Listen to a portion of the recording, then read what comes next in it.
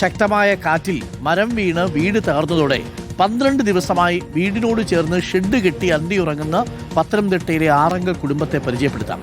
75-കാരിയായ പൊന്നമ്മയും കുടുംബവുമാണ് ദുരിതത്തിലായത്. സമീപത്തെ സ്വകാര്യ വ്യക്തിയുടെ ഉടമസ്ഥതയിലുള്ള മരമാണ് വീടിന് മുകളിൽ വീണത്. മരം ഇതുവരെ ഉടമ മുറിച്ചു മാറ്റിയിട്ടില്ല. ഗ്രാമപഞ്ചായത്ത് അധികൃതർ സ്ഥലത്തെത്തി പരിശോധന നടത്തിയെങ്കിലും നഷ്ടപരിഹാരമൊന്നും ഇതുവരെയും ലഭിച്ചിട്ടുമില്ല. പ്രവീൺ പുരുഷോത്തമൻ തയ്യാറാക്കിയ റിപ്പോർട്ട് കൂടി. ഈ മാസം 8-ാം തീയതിയാണ് പത്തനംതിട്ട ഇലന്തൂർ ഗ്രാമപഞ്ചായത്തിൽ 5-ാം വാർഡിൽ ഇളമലയിൽ ശക്തമായിട്ടുള്ള കാറ്റിൽ വീടിന് മുകളിലേക്ക് തേക്കുമരം വീണത്. വീട് പൂർണ്ണമായും തകർന്നു എന്ന് പറയാം. നമുക്ക് ആ വീടിന്റെ ദൃശ്യങ്ങൾ ഇപ്പോൾ കാണാം. മേൽക്കൂരയിലേക്കാണ് ആ തേക്കുമരം വീണത്. ഈ വീട്ടിൽ 75 വയസ്സുള്ള പൊന്നമ്മ ഉൾപ്പെടെ അവരുടെ മകൻ, കൊച്ചുമക്കൾ ഉൾപ്പെടെ 6 കുടുംബാംഗങ്ങൾ ഇവിടെ ഉണ്ടായിരുന്നു, 2 കുട്ടികൾ ഉൾപ്പെടെ. ഏതായാലും ആർക്കും പരിക്കൊന്നും ഏറ്റില്ല.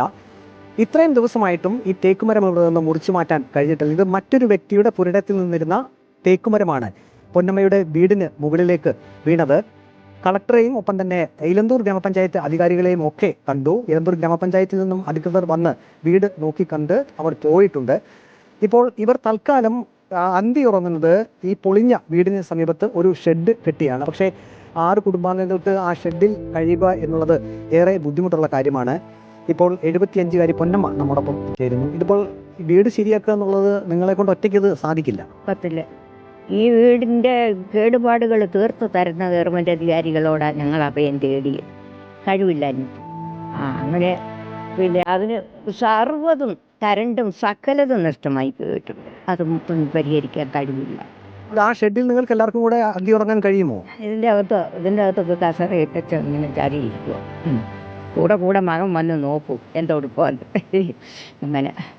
അങ്ങനെയുള്ള ഒരു കഷ്ടാവസ്ഥയിലാണ്. അപ്പോൾ ശക്തമായിട്ടുള്ള മഴ പെയ്തു കഴിഞ്ഞാൽ ഈ ബാക്കിയുള്ള ഭാഗം കൂടി ഇടിഞ്ഞു വീഴാനുള്ള സാധ്യതയുണ്ട്.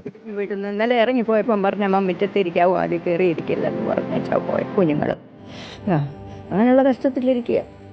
സർക്കാരിൽ നിന്ന് സഹായം കിട്ടണം വീട് നിർമ്മിക്കുന്നതിനാവശ്യമായിട്ട്. അതെ. അതാണ് ഈ പൊന്നമ്മ പറയുന്നത്. 75-കാരിയായിട്ടുള്ള പൊന്നമ്മ കോട്ടയം മെഡിക്കൽ കോളേജ് ആശുപത്രിയിൽ ചികിത്സയിലൊക്കെ ആയിരുന്നു. അടുത്തിടെയാണ് ചികിത്സയൊക്കെ കഴിഞ്ഞ് ഇവിടേക്ക് വന്നത്. പൊന്നമ്മ പറയുന്നത് തനിക്കും തൻ്റെ കുടുംബാംഗങ്ങൾക്കും ഇവിടെ ഇപ്പോൾ ഭയത്തോടു കൂടി കഴിയേണ്ട ഒരു അവസ്ഥയാണ്. ഇനിയും മഴ ശക്തിപ്പെട്ട് കഴിഞ്ഞാൽ ഈ വീട് നിലംപൊത്താനുള്ള സാധ്യതയുണ്ട്. മറ്റെങ്ങും ഇവർക്ക് പോകാനും ഇടമില്ല. അതുകൊണ്ടാണ് ഈ വീടിൻ്റെ പുറകുവശത്ത് ആ ഒരു ചായ്പിൽ ഇവർ തൽക്കാലം കഴിയുന്നത്. വീഡിയോ ജേർണലിസ്റ്റ് അജി കുടുംബനൊപ്പം reporter Praveen Purushothaman, reporter Pathanamthitta. Okay, Praveen പുരുഷോത്തമനാണ്. തീർച്ചയായിട്ടും ആ അമ്മയ്ക്കും കുടുംബത്തിനും നീര് കൊടുക്കുക തന്നെ വേണം.